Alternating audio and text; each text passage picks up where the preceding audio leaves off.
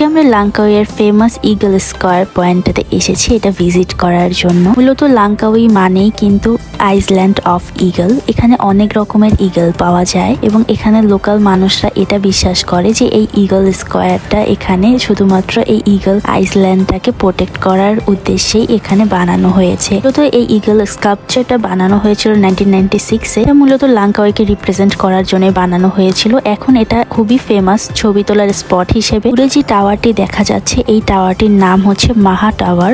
মাহা শব্দের অর্থ হচ্ছে গ্রেট অথবা আলমাইটি এবং এই টাওয়ারটার 33 তলা উপর থেকে পুরো সমুদ্রটাকে 360 ডিগ্রি অ্যাঙ্গেলে দেখা যায়। এই জায়গাটাতে এত বাতাস, এত সুন্দর কিছু মুহূর্ত আমরা কাটিয়েছি তা বলার বাহিরে। এই জায়গাটা থেকে আমরা কিন্তু ওই দিন ক্রুজ রাইডে গিয়েছিলাম। লাংকাউই কিন্তু একটি দ্বীপ, এখানে আসা যাওয়া করার জন্য আমরা ফ্লাইট ইউজ করেছিলাম। এই জায়গাটাতে অনেক ধরনের শপ ছিল, কিছু খাবারের দোকান ছিল এবং জামা কাপড়ও এখানে বিক্রি করছিল। এখানে চাইলে খুব ভালো রকমের শপিং করা যাবে। আমার কাছে কিন্তু এই জায়গাটা অনেক বেশি ভালো লেগেছে।